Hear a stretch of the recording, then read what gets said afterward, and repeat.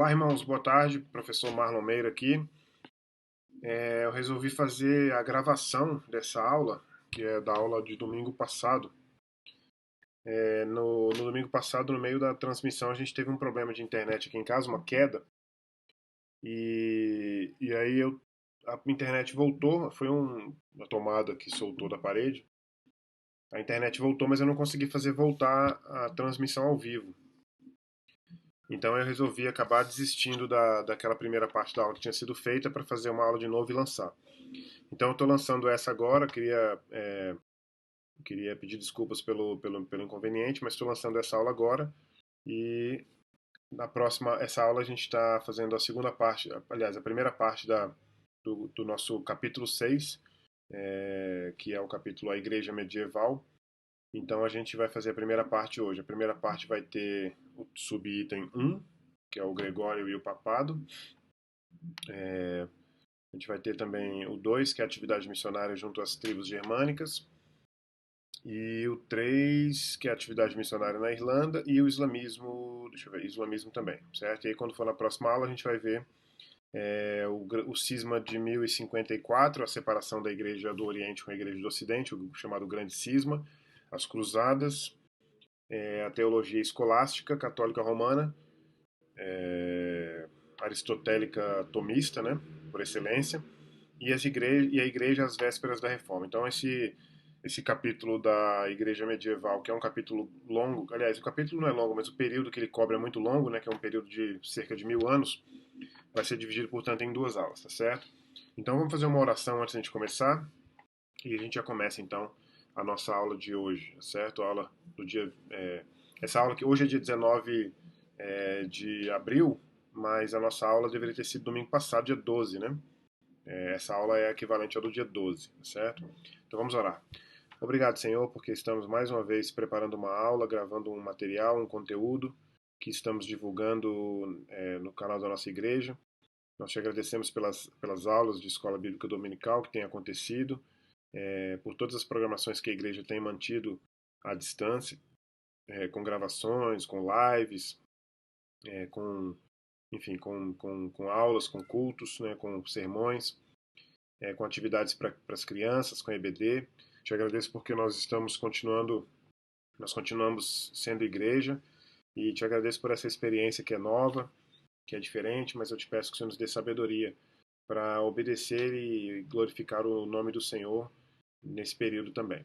Te peço que o Senhor nos abençoe durante essa aula e te peço que o Senhor nos dê cada dia a capacidade necessária para manter esse material, esses materiais que são enviados semanalmente na nossa igreja, para que a gente se alimente também uns com os outros e uns dos outros nesse período que a gente está distante fisicamente. É a nossa oração em nome de Jesus. Amém. Então a gente tem, como revisão da aula passada, a gente tratou do Agostinho. O Agostinho foi uma outra parte também, uma segunda parte do capítulo da Igreja Antiga e a Teologia, que é aquilo que a gente chama de quarta geração. A gente já havia visto a primeira parte, né?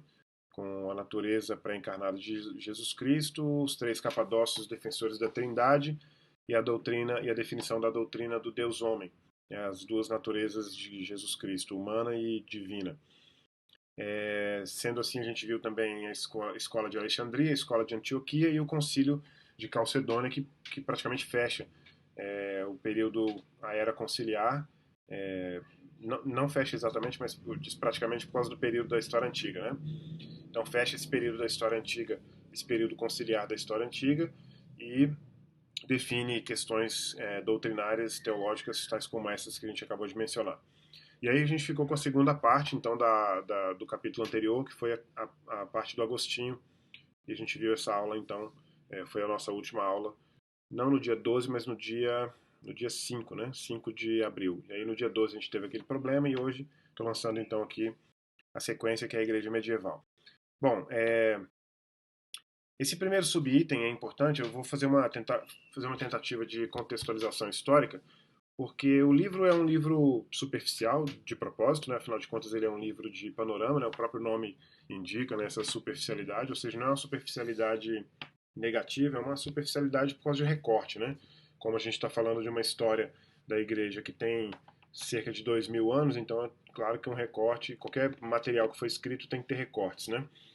E o recorte ou a escolha, vamos dizer assim, do autor desse nosso livro, Panorama da História da Igreja, é um recorte, não é um recorte exatamente temporal, mas é um recorte de conteúdo, né? Porque ele trata de todo o período, né? Todos os 2000 anos, mas com um recorte de conteúdo. E sendo assim, uma coisa importante de dizer é que o papado não começa em Gregório I, como dá a impressão quando você lê o livro. A questão é, eu até coloquei aqui, primeiro Papa com características administrativas papais, né?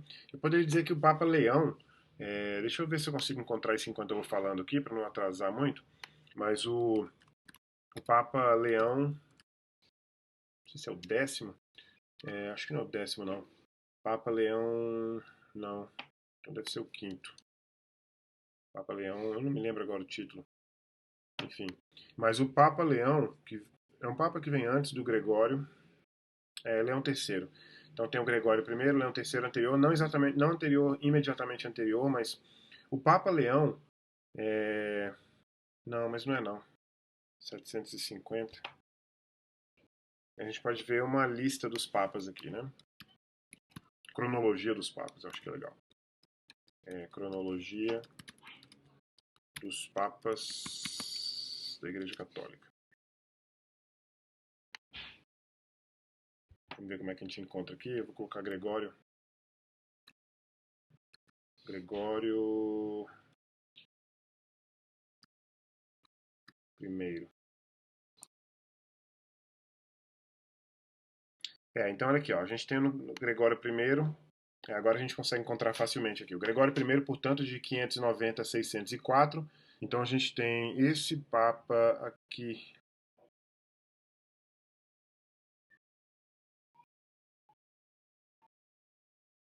Aqui, ó. Leão I.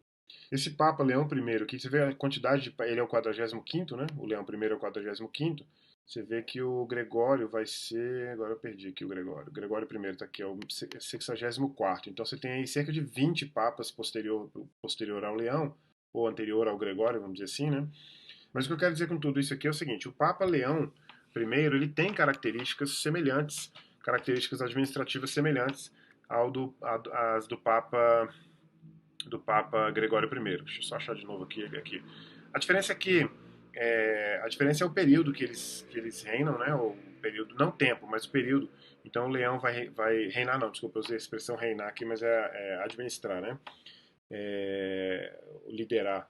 Mas o período que o Leão I lidera ou administra a igreja é um período que é um período de transição, mas não um período de definição da transição. Deixa eu explicar isso. Então, por exemplo, no período no período do Gregório I, existia uma lacuna clara de liderança na igreja, porque já existia uma lacuna clara de liderança imperial, né, de de governança imperial mesmo. O que eu estou querendo dizer com tudo isso é, em 440, no período do Leão I, apesar dele ter de apontar já características administrativas bem, bem semelhantes às do Gregório I, o que acontece é que ainda existe um imperador no Ocidente, ainda existe um imperador do Império Romano no Ocidente. Então existe ainda, por pior que seja, né, por mais, enfim, por pior mesmo que seja, né, que tenha sido esse governo durante esse período, esse governo imperial, ainda assim existia um governo imperial, né, uma liderança imperial, que não é o caso, por exemplo, com o Gregório. Então, quando o Gregório assume o papado, ele já tem uma lacuna de liderança política e econômica, né, governamental mesmo, que ele tem que preencher por causa das circunstâncias acontecendo aí já a gente já pode dizer no extinto já fragmentado Império Romano. Então essa é a característica que o autor do nosso livro leva em consideração para considerar o Papa como o Gregório I como o primeiro Papa, né? O primeiro Papa nessas características, né? Então a gente tem esse primeiro papado, portanto, esse primeiro Papa com características administrativas e aí algumas características do próprio Gregório. Ele é chamado de Gregório o Grande, né? Então não é à toa que ele tem ele é o Gregório I como título, né, mas ele é chamado também de Gregório o Grande, e obviamente não é à toa esse título, né, de Gregório o Grande, esse apelido, essa nomenclatura, né? Então ele faz uma releitura de Agostinho como fundamento para a teologia católica medieval, mas é importante lembrar que ele faz uma releitura que altera, que segue algumas características agostinianas, mas que altera outras. Né? Ou, na verdade, não apenas que altera, mas o mais importante é que, por exemplo, no caso do purgatório, o que acontece no caso do purgatório, comparando o Gregório com o Agostinho, é que o Agostinho especula sobre a possibilidade de um, de um purgatório. E, aliás, o Agostinho tem essa característica, né? Quando o Agostinho não consegue identificar como certa algumas das suas perspectivas, ele acaba apontando para uma especulação mesmo. Né? E a especulação é importante, é essa honestidade intelectual, vamos dizer assim, no Agostinho e em outros. Eu me lembro do Orígenes, por exemplo, tem essa característica. É uma honestidade intelectual, vamos dizer assim, que coloca o pensador para dizer algo do tipo: isso não está certo, isso não é comprovado, mas é possível que seja, ou eu imagino que seja assim, imagino que deveria ser assim, ou alguma coisa desse tipo. Então o purgatório era uma especulação na perspectiva do Agostinho, mas passa a ser, na perspectiva do Gregório, passa a ser algo definitivo. Né? Então o purgatório passa a ser uma teologia, vamos dizer assim, uma prática, né, a partir do Gregório I, que é garantida, entre aspas, como se fosse de fato bíblica, como se fosse isso mesmo, né, como se fosse definitiva. Né? Então essa é uma característica importante de comparação de comparação do trabalho que o Gregório fez, passou a fazer, vamos dizer assim, da teologia agostiniana. Né? Então há outras coisas também que são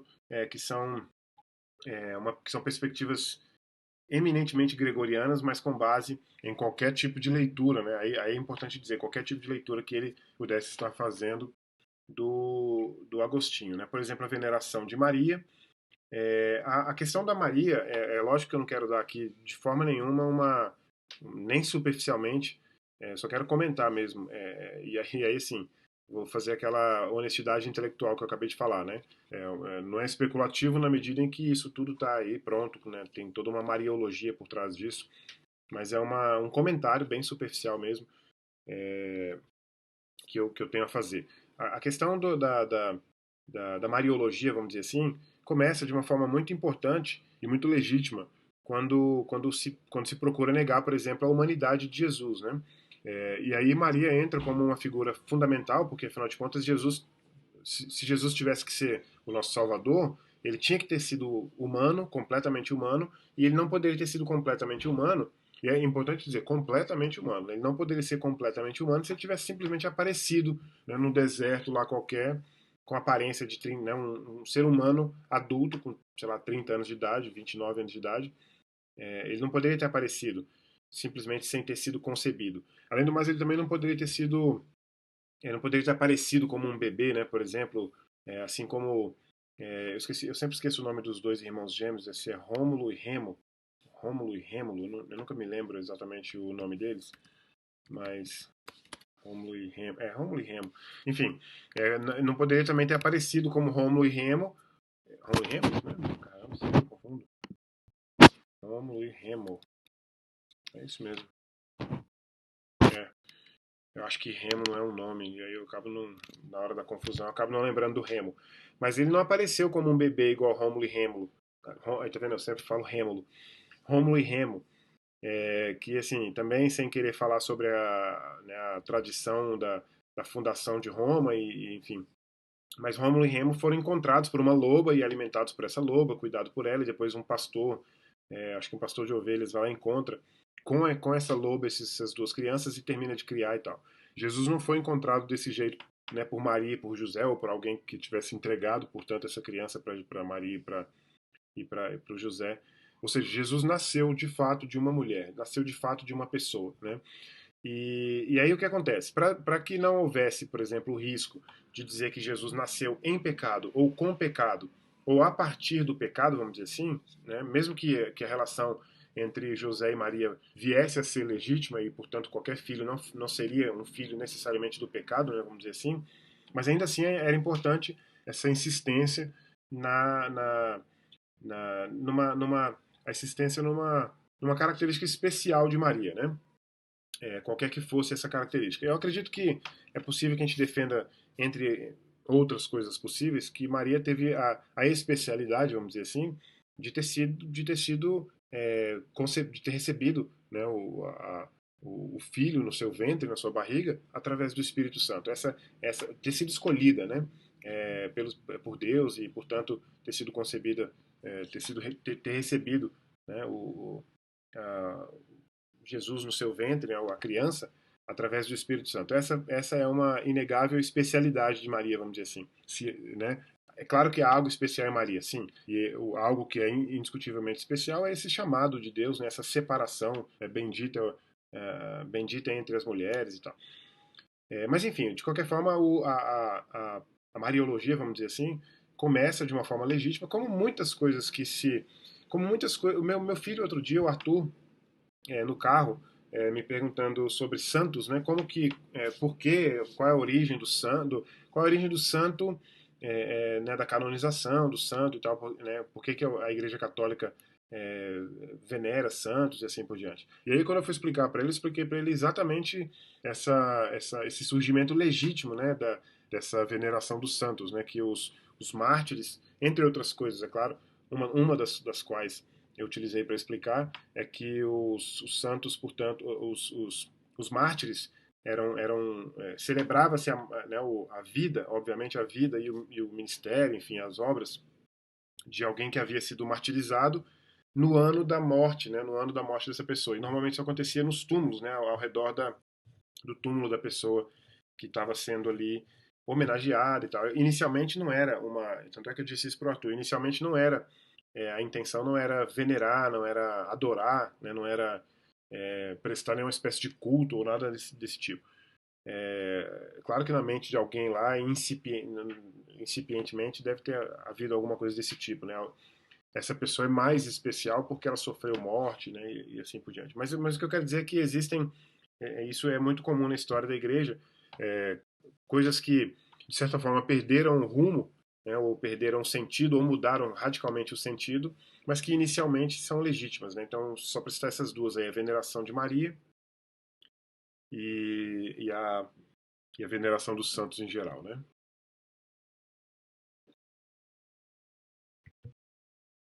Bom, outras duas características da teologia gregoriana são a transubstanciação e a oração pelos mortos, né?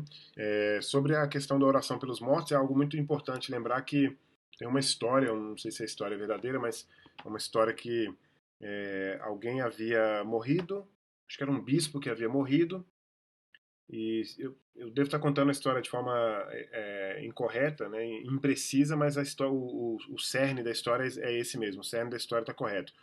Um bispo morre e depois de um tempo ele visita o irmão, acho que é um irmão que ele visita, numa visão, num sonho, dizendo que ele não está no céu, que ele está num lugar e que ele precisa de orações para ir para o céu. Né? Então, essa informação chega ao Gregório e o Gregório mobiliza uma campanha de oração, vamos dizer assim, para que esse bispo, portanto, seja liberto desse lugar que ele está e vá finalmente para o céu. E depois esse irmão recebe uma nova imagem, uma nova visão, um novo sonho, né, desse bispo já no céu e portanto, confirmando que as orações que haviam sido feitas por ele foram eficazes o suficiente para tirar ele daquilo que, né, do purgatório, vamos dizer. Então, daquilo que passou a ser considerado definitivamente, né, na teologia católica romana como purgatório, né? É importante eu fazer um adendo aqui. Essa aula, como essa é uma aula que está sendo gravada, é possível que ela seja assistida por pessoas de várias tradições cristãs diferentes, ou, né, de segmentos do cristianismo diferentes, católicos, protestantes, outros protestantes diferentes de nós que somos batistas, ou ortodoxos, enfim, ateus, quem quer que seja, né? Quem não tem religião, apesar de não ser ateu. Mas o que eu quero dizer com isso é que os comentários que eu faço sobre a Igreja Católica são comentários que eu admito serem superficiais. Eu não não estou ensinando teologia católica, nem doutrinas católicas, nem né, eu falo mesmo daquilo que eu leio, e eu leio pouco sobre o catolicismo, então eu leio pouco, eu conheço pouco, né? Qualquer pessoa que tiver algum comentário que corrija qualquer, né, algum comentário que corrija qualquer erro que eu tenha cometido, me fala para eu poder aprender, inclusive, me dá uma, uma dica de leitura, alguma coisa assim, né? E conversa comigo aí sobre isso, porque a intenção não é depreciar de forma nenhuma, a intenção é fazer qualquer tipo de comentário que eu tenha domínio, né? E obviamente o domínio que eu tenho de teologia católica é muito limitado, né? Mas é isso. Mas também Gregório tinha um zelo missionário muito grande, e é importante também lembrar que essa característica do missionária, vamos dizer assim, aliás, eu quero até soltar um spoiler aqui, uma notícia prévia, eu pretendo lançar a partir de maio um curso de história das missões, e inclusive eu quero reverter a maior parte dos recursos adquiridos nesse curso com investimento em missionários fora do Brasil. Tem um casal especial que eu quero, uma família especial que a gente quer investir ou reverter, né, a maior parte desses recursos desse curso de História das Missões que a gente já tem separado em mente, mas vai sabendo aí já e vai se organizando para fazer esse curso de História das Missões, que eu vou começar já em maio, e vai ser no modelo, inclusive, do curso de História do Pensamento Cristão que começa amanhã. Hoje é dia 19 de abril, começa amanhã, dia 20 de abril. E aproveita, inclusive, e dá uma olhada. Eu vou até colocar. Vou até colocar. Eu vou colocar vou colocar na descrição do vídeo o link para esse curso de amanhã. Mas uma coisa que é importante lembrar aqui do Gregório em relação às missões é que eram missões com características claramente diferentes das características nossas contemporâneas, né? As próprias características das nossas missões contemporâneas têm mudado, né, nos últimos pelo menos 30 anos, né? A gente tem aprendido muita coisa sobre, por exemplo, antropologia, com cristãos, com antropólogos, entre outros, como Ronaldo Lidório, por exemplo. Então a gente tem aprendido muita coisa sobre missões, sobre como fazer missões e, enfim, até a nossa própria característica de missões tem mudado nos últimos anos e, obviamente, é diferente das características do Gregório naquele período, né? Mas, enfim, então ele tinha um zelo missionário e sobre isso a gente vai falar agora sobre a atividade missionária junto às tribos germânicas. Vocês vão observar uma coisa importante. Vocês estão vendo que as datas, não coloquei aqui não, né? Não coloquei não. Mas as datas, eu posso colocar aqui, ó. As datas do Gregório I são 590 a 604, né, o período do seu papado. Né? E vocês estão vendo aqui que a gente vai falar agora sobre o Bonifácio de Mogúncia, que é 672, ou seja, quase 100 anos depois, né, 80 anos depois, pelo menos. Ou seja, até diria 100, né, porque ele nasce em 672, então pelo menos devia ter pelo menos 20 anos quando começa a sua obra. Mas o que eu quero dizer é que assim, as datas são distantes, inclusive depois volto aqui ó, no Patrício, quando a gente fala sobre. Eu estou seguindo a ordem do livro, né? Então, quando fala sobre atividade missionária na Irlanda, volto inclusive quase 200 anos antes do próprio Gregório, que é 590, e o Columba vai ser ali contemporâneo, né? Ele morre em 97, então ele vai ser contemporâneo ao Gregório. Mas é só para. Alguém fez esse comentário numa aula outro dia, da sequência que a gente faz. A sequência que a gente faz ela não é completamente cronológica, ela é cronológica na medida do possível, né? Mas a gente, por exemplo, segue uma ordem cronológica, e às vezes algumas coisas são juntas. Eu estava dando uma aula outro dia na escola de ministros da Igreja Batista Koinonia, e a gente estava falando sobre iluminismo e depois foi falar sobre revolução científica. E aí tudo era muito as datas. Aí um aluno perguntou, professor, mas essas datas são todas próximas, né? São todas contemporâneas, apesar do tema ser diferente. E é exatamente isso, né? Apesar do tema dar uma mudada aqui, a gente tem datas. Aliás, no nosso caso aqui hoje a gente tem um tema semelhante, que são missões, mas com datas diferentes, né? Bom, então o Bonifácio de Mogún seria organizador da igreja entre os francos, inclusive por causa dessa relação que ele tem com os francos. Ele vai ser responsável pelo início das relações próximas entre os francos e a igreja em Roma, que depois vai culminar no, no, no, na segunda na tentativa de retomada do Império Romano a partir de 800, né, com o Carlos Martel, Carlos Magno. E aí a gente tem então o Bonifácio de Mogúncia como sendo o organizador da igreja entre os francos. Ele faz missões na Frísia com Willy Broard, e na Germânia também. Aqui há uma observação que ele sofre, há uma guerra acontecendo, ele precisa voltar para o seu país de origem, mas acaba depois voltando para organizar na Germânia as missões a partir de perspectivas com Willy Broad, né? Então ele é um responsável por mosteiros na Germânia também. Há uma história sobre ele que ele derruba uma árvore que era deixa eu ver se eu não falo da pessoa errada aqui. Aproveitar que a gente está com a internet, a gente pode fazer a consulta na hora, né?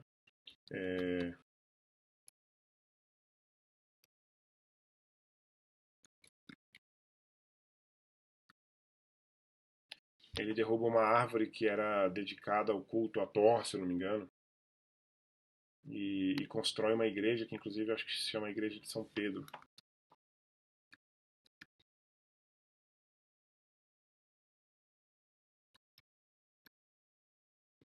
É isso aqui, ó. Tem essa gravura aqui. É a gravura do século XVIII, mostrando São Bonifácio derrubando o carvalho dedicado a Thor.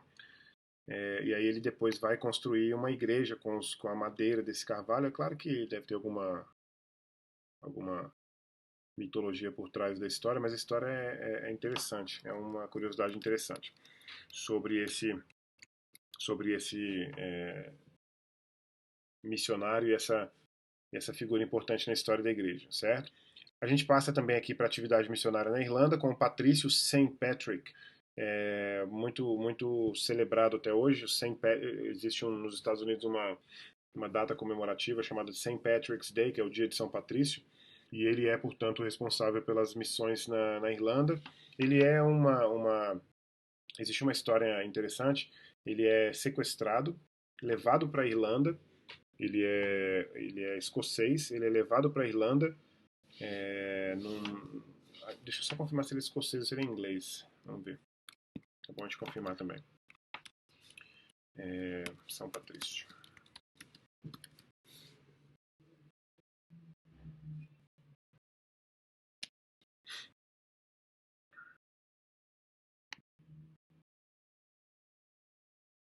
St. Patrick, como eu disse agora há pouco, né? Não, ele é irlandês mesmo.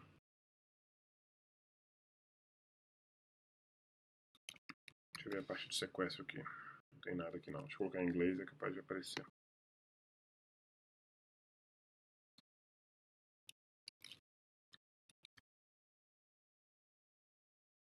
Não aparece aqui não. Bom, então não vou falar sobre isso, né? Mas de qualquer forma ele é sequestrado e retorna para o lugar onde ele é sequestrado como missionário. Ele tem uma visão. Nessa visão ele é indicado pelo Espírito Santo que ele deve voltar para o lugar onde ele havia sido sequestrado. Ele é sequestrado e foge. E já estando em liberdade, ele recebe, portanto, essa visão. E obviamente não deve ter sido fácil para ele compreender essa mensagem do Espírito Santo, mas ele obedece a essa mensagem e volta, portanto, para o lugar onde ele foi sequestrado e ele, portanto, é responsável pelas missões ali naquele lugar. Ele volta com esse específico propósito de evangelizar o ambiente, o lugar, e consegue fazer isso de forma bem sucedida. Há também a figura de Columba, 521 a 597, que é o criador do mosteiro de Iona. Iona é uma ilha a partir da qual as missões na Inglaterra e na Escócia foram organizadas. Então é uma outra figura importante também. E tudo isso está dentro do contexto do zelo missionário desse período, mas não exatamente na perspectiva do Gregório, porque como eu falei agora há pouco, por exemplo, o Patrício é anterior, o Columba sim, o Columba é contemporâneo dele, mas esses são os movimentos missionários nesse período, né? A igreja tem na história das missões a gente vai observar que a igreja tem altos e baixos em termos tanto de frequência quanto de intensidade de missões. Um dos períodos de queda na intensidade das missões é, ironicamente, o período pós-reforma protestante, principalmente no século XVII, quando há uma dificuldade muito grande para se considerar missões no contexto de guerras, no contexto né, de disputas, né, da Guerra dos 30 Anos, por exemplo. Então, as missões têm essas características. Bom, daí a gente entra, portanto, num tema, num aspecto desse período, que é um aspecto muito importante, que é o aspecto do islamismo. Eu coloquei só o termo Islã aqui, apesar de eu preferir o termo islamismo, porque é assim que aparece no livro. Então a gente tem a figura de Maomé, que nasce em 570 e morre em 632, e ele tem uma sequência de visões do anjo Gabriel, e essas visões, ou o que ele ouve, ou o que ele recebe como missão, vamos dizer assim, nessas visões é compilado depois para ser colocado no Alcorão. Né? Então o Alcorão é um texto, é um livro que é escrito apenas pelo Maomé, mas ele é feito com base nessas visões que ele tem do anjo Gabriel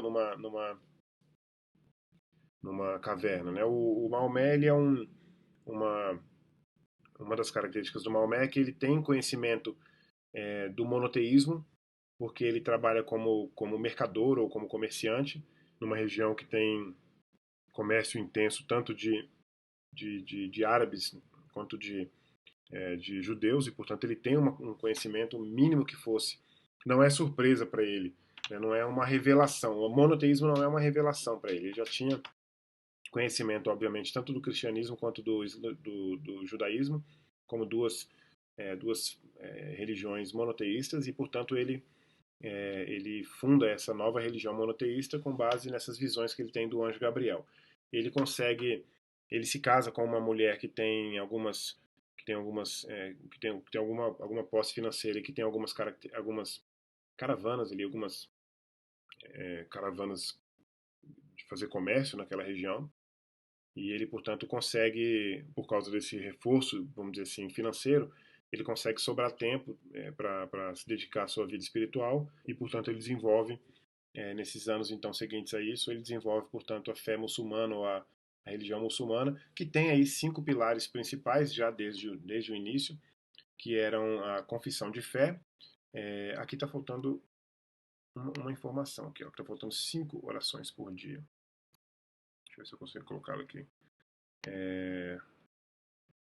Tá faltando colocar ali 5 orações por dia. Né? Vou ajeitar isso aqui enquanto a gente vai falando. Então são essas características, né, esses 5 pilares, que é a confissão de fé, as 5 orações por dia, dar esmola aos pobres.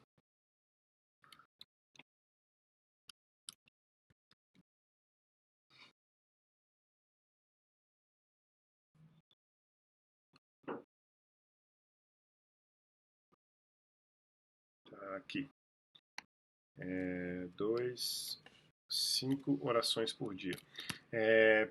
Dar esmola aos pobres, o jejum no mês do Ramadã, o nome do mês é Ramadã, né, e a peregrinação a Meca, que apesar de não ser exatamente uma obrigação no sentido, no sentido de que se não for cumprida há uma perda de salvação ou qualquer tipo de punição, eu não posso colocar nenhum tipo de punição que seria no nível, por exemplo, do islamismo, mas de qualquer forma essa peregrinação a Meca é obviamente se possível, né?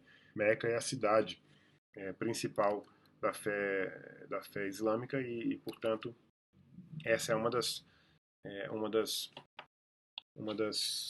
dos 5 pilares do islamismo. Eu queria colocar um mapa aqui, só que eu não sei se eu vou achar agora. É, é um mapa que mostra a. Só que ele tinha em GIF, eu acho que é esse aqui mesmo.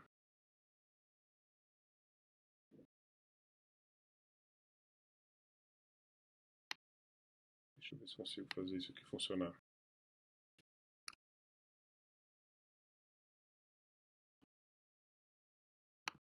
Ele está só mostrando aqui o ano de 632, mas ele avança aqui. Acho que esse aqui. Esse aqui. Esse é um mapa que mostra o avanço do islamismo, né? Só que ele tem que começar aqui, né? Califado, os califados diferentes, ó, o avanço, tá vendo? Vai tanto para o Oriente quanto para o Ocidente, aqui no extremo norte da África, avança em direção a Espanha, só que eu não conheço esse GIF, não, esse GIF não está completo. Havia um GIF, acho que esse mapa aqui dá para a gente trabalhar, porque ele tem as datas, ele tem os períodos das conquistas, né? Vamos dar uma olhada nesse mapa aqui. Isso é algo importante em relação ao islamismo, inclusive porque por causa desse avanço do islamismo é que a gente vai ter uma das razões das principais razões das cruzadas, né? Bom, então aqui a gente tem o mundo islâmico sob o Maomé, nos 10 anos que ele inicia a religião islâmica em 622 e morre 10 anos depois. Então esse é o alcance. Ele começa em... Eu acho que Medina é a cidade que ele começa, se eu não me engano, Medina... Tem Meca aqui, né? Medina e Meca são... Eu acho que Meca é a cidade central, Medina é a cidade a partir de onde ele avança, né?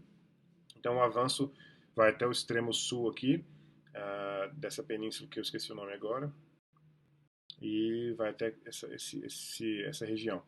Depois a gente tem o território adicionado entre 632 e 661, que é esse território aqui já no extremo norte da África, praticamente abrangendo toda a metade da África, ainda não chegando na Tunísia, mas aqui para cima, no extremo oriente, aqui, ó, na região da Pérsia, né, até o Afeganistão. Depois a gente tem territórios adicionados de 661 a 750, e aí sim a gente tem um avanço ainda mais para o Oriente, e aí esse que é importante para o cristianismo é o avanço que vai até a Península Ibérica toda, né? Depois a reconquista da Península Ibérica vai ser algo fundamental para a cultura ibérica, né? Para a cultura é, espanhola e portuguesa, e aí a gente tem o fim, né? Vamos dizer assim, o momento final dessa expansão, que é o que é a Batalha de Poitiers, né? Quando os francos, portanto, impedem o avanço e aí termina esse período de avanço, né, nesse sentido. Mas, de qualquer forma, isso vai depois... isso aqui é 730, né, 732, Tours ou Poitiers. Aliás, será que eu confundi Tours com Poitiers? Deixa eu ver se eu não me confundi. Não pode confundir, não. Mas Tours com certeza porque são dois nomes. Spread of Islam. E aí eu vou colocar Tours aqui, vai aparecer o fim.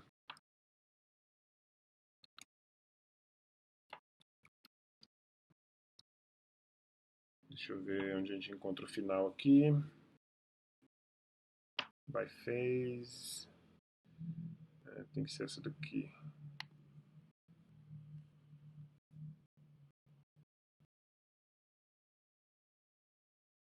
Não.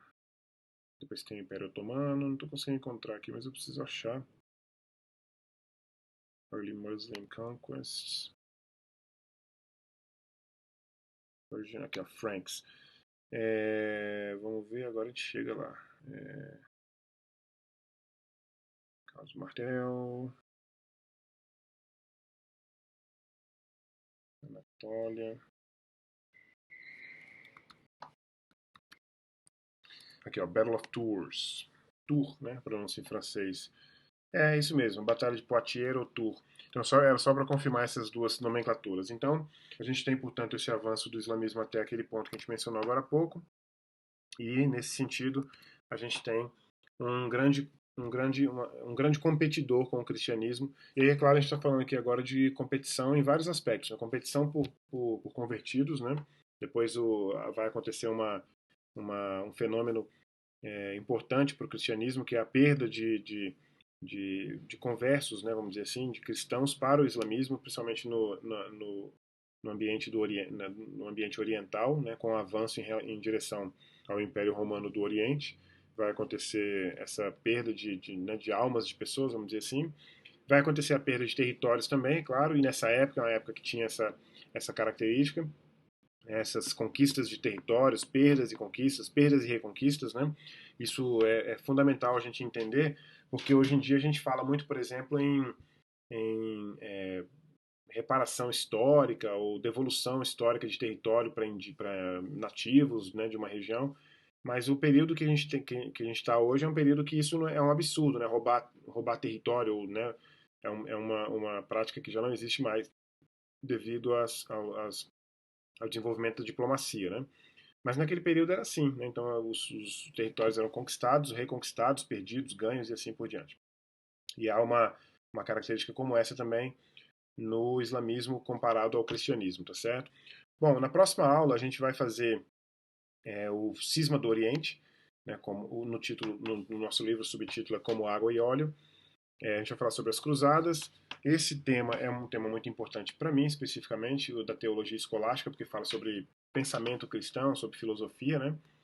E depois a gente tem também um finalzinho do capítulo, que é a igreja às vésperas da reforma. Isso aqui é interessante porque a gente sempre coloca a reforma protestante num marco em 1517, com o Martinho Lutero, mas a reforma protestante ela tem a reforma na igreja, essa é a reforma protestante, né? Mas a reforma na igreja começa antes, começa no século, com certeza no século XV a gente já tem algum indicativo de reforma, né? Algumas figuras, Wycliffe, por exemplo, já são figuras que vão reformar, né? Vão buscar reformas na igreja, né? A gente vai falar também na próxima aula da Isabel, a rainha espanhola, né? Isabel de Castela, Isabela de Castela, e já se aponta já nesse período para reformas dentro da igreja, né? Então é isso. Essa foi a nossa aula da primeira parte, portanto, da igreja medieval, né? E a gente volta na próxima aula com a segunda parte da igreja medieval. Obrigado. Vamos fazer uma oração para a gente encerrar. Se você tiver alguma pergunta e colocar alguma pergunta lá no próprio comentário do vídeo, depois eu, olhando as perguntas, eu respondo também no próximo vídeo, tá certo? Vamos encerrar. Obrigado, Senhor, por essa reflexão que tivemos agora, por essa aula. Eu te peço, em nome de Jesus, que o Senhor nos dê sabedoria, Senhor, para aprender sobre a história do seu povo, a história do Senhor, a história da sua igreja, a história de como o Senhor tem cumprido a sua promessa de estar conosco, de estar com a sua igreja todos os dias até a consumação dos séculos. Eu te agradeço por essa oportunidade e te peço que o Senhor continue abençoando a nossa vida, a nossa igreja, nossa escola bíblica dominical, meus alunos da escola bíblica, as demais classes, os professores também, e esse cuidado que nós temos, a nossa igreja, o pastor Mateus, tem em manter essa prática, essa tradição da igreja de estudar a sua palavra, de estudar a Bíblia, de estudar a história, de se preparar no conhecimento da vida cristã. Te peço que o Senhor nos dê um fim de dia na sua presença e te peço que o Senhor receba, Senhor, o culto que será prestado logo mais. Hoje estou lançando essa aula para a EBD de 5 da tarde, então logo mais a gente tem um culto que prestaremos ao Senhor, mesmo sendo um culto à distância. Eu te peço que o Senhor receba a nossa adoração, nosso louvor, e que o Senhor seja adorado de forma adequada por nós. Te peço que o Senhor, Espírito Santo, nos ensine a adorar o Senhor em espírito e em verdade. Essa é a nossa oração em nome de Jesus. Amém.